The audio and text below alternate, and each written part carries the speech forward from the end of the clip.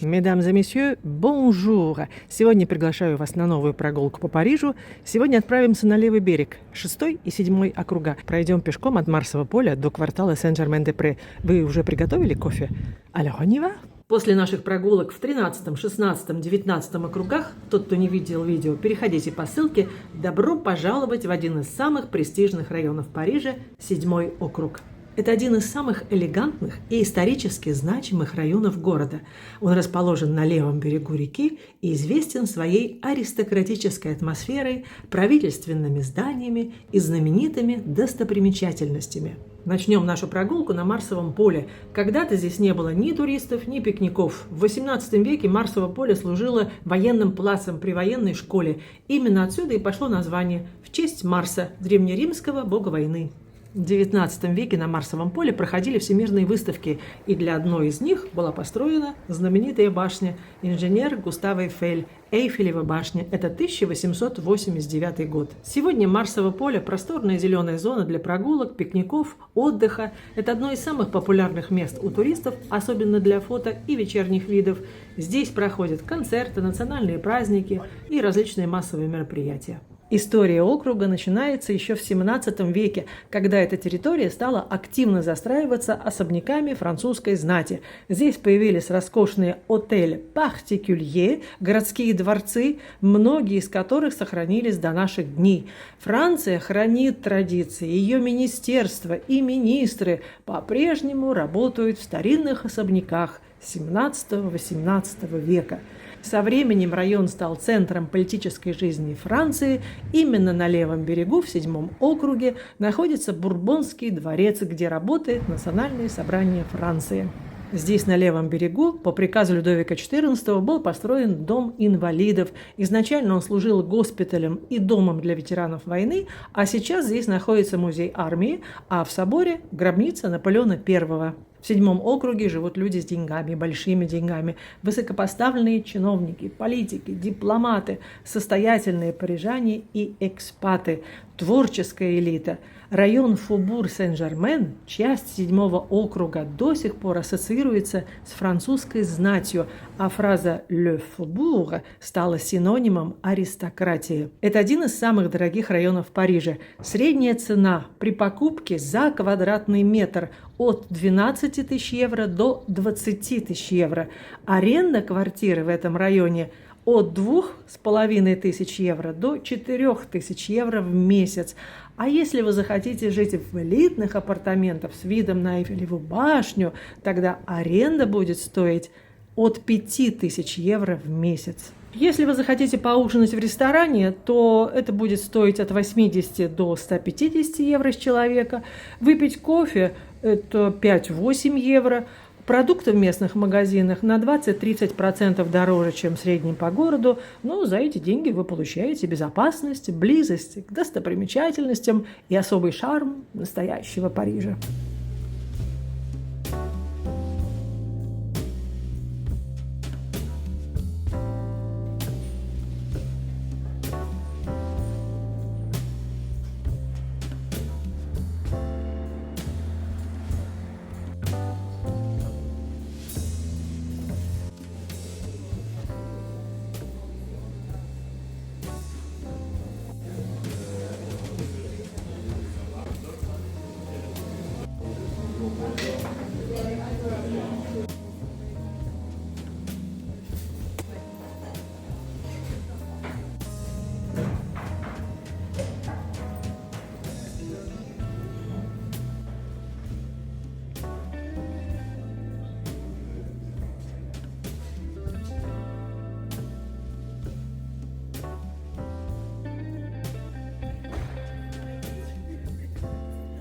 На кофейную остановку зайдем в Бо-Пассаже. Это относительно новый, но очень атмосферный гастрономический и культурный пассаж в 7 округе. Сочетает современный дизайн, искусство и высокую кухню. Когда-то здесь стояли частные особняки XVIII-XIX веков, связанные с аристократией и буржуазией Парижа. Но со временем квартал утратил былой блеск, Однако в 2018 году обрел новую жизнь. Архитекторы бережно восстановили исторические фасады и дополнили их современными элементами, стеклом и металлом. Идея проекта – возродить дух секретных пассажей старого Парижа. И получились уютные внутренние дворики, идеальные для неспешных прогулок. Но Бо-Пассаж славится не только архитектурой. Это настоящий рай для гурманов. Здесь собрались звезды французской кухни. Например, Яник Алино, многократный обладатель звезд Мишлен, или Пьер Эрме, Пикассо кондитерского искусства. Здесь вас ждут рестораны высокой кухни, изысканные кондитерские и уютные кафе. Каждый найдет что-то по вкусу. И еще Бо-Пассажа – это пространство современного искусства. На территории размещены арт-инсталляции, и сам проект активно поддерживает художников. Атмосфера здесь особая, тихая, камерная, почти скрытая от туристической суеты.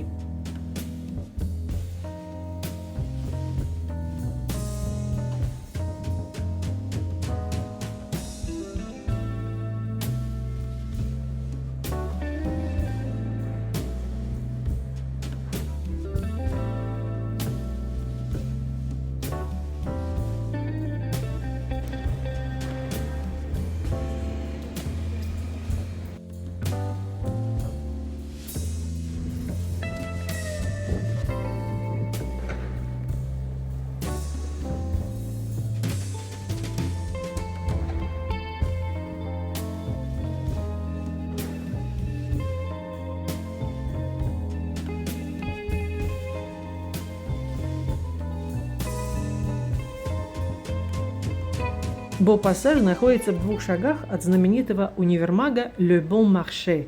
Если вы захотите ощутить атмосферу старинного парижского шарма, зайдите в этот универмаг непременно. Le Bon Marché – это первый в мире современный универмаг. Он основан был еще в XIX веке как небольшой магазин, но полностью изменился, когда за дело взялся предприниматель Аристид Бусико. Вместе с женой он создал нечто революционное – пространство, куда можно было зайти просто так – смотреть, выбирать и не торговаться. Впервые в истории здесь появились фиксированные цены, возврат товаров, большие витрины и даже сезонные распродажи. Все то, что сегодня кажется привычным, началось именно здесь. Кстати, в создании этого здания принимал участие и инженер Густаво Эйфель. Le Bon Marché – это магазин, который вдохновил самого Эмиля Золя на роман «Дамское счастье». Этот универмаг не просто магазин, но еще и культурное пространство. Администрация универмага сотрудничает с современными художниками, и здесь регулярно проходят выставки и арт-инсталляции. И вот сегодня здесь тоже арт-инсталляция, которая всех приглашает на ферму.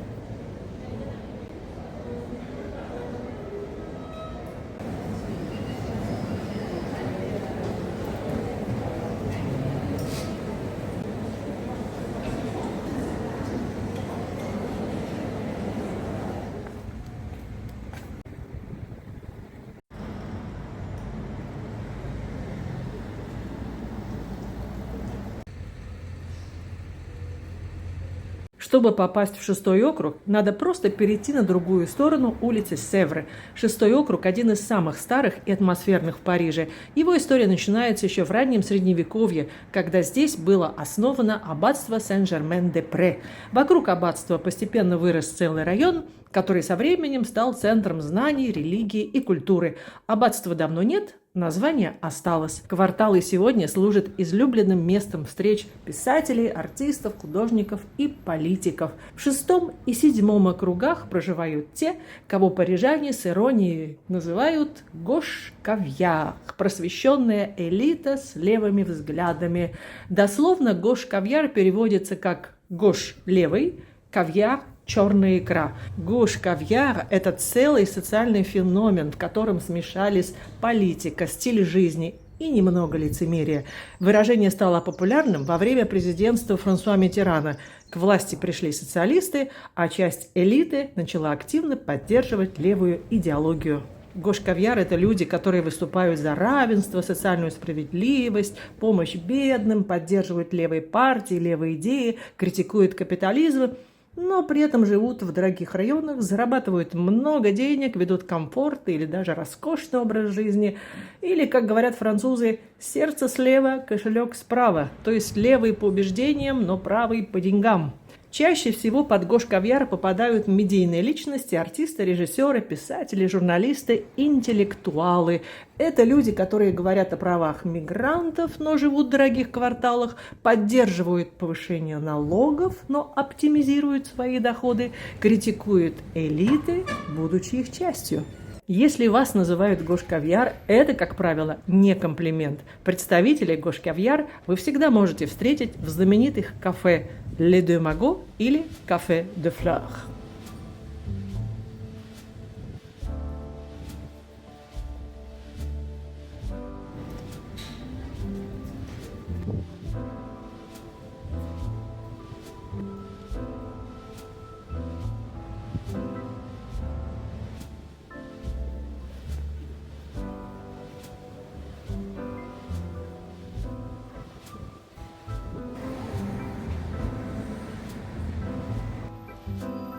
Теперь вы знаете, что гош-кавьяр – это люди богатые, образованные, с левыми взглядами, но живущие очень комфортно.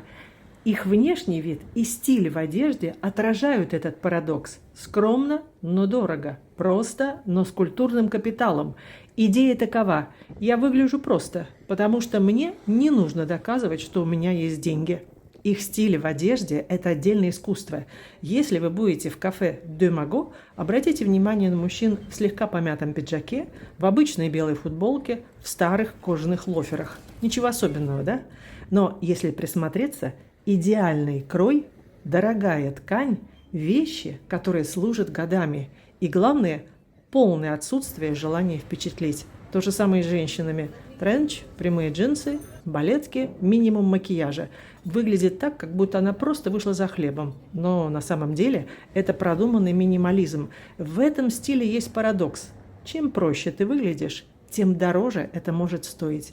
Никаких кричащих брендов, никаких «смотрите на меня», только тихий люкс, интеллект и уверенность в себе. Это не про моду, это про статус, который не нужно показывать.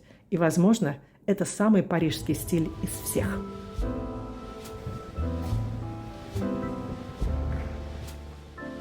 Шестой округ – это сочетание старинной архитектуры, бутиков, художественных галерей, книжных магазинов. В шестом округе находится Люксембургский парк и церковь Сен-Сюльписа. Но Люксембургский парк и церковь Сен-Сюльпис вы можете посмотреть в других моих видео. Переходите по ссылке в описании. В шестом округе почти нет массового туризма, но есть настоящий парижский дух. Узкие улочки, антикварные лавки создают уникальную атмосферу, ради которой сюда возвращаются снова и снова. Идеальное завершение нашей прогулки у Академии Франции. Вовсю цветет сакура и напоминает: красота, она рядом. Нужно лишь остановиться и увидеть ее. Спасибо, что были со мной, и до новых встреч на канале «О Франции не только». Пока!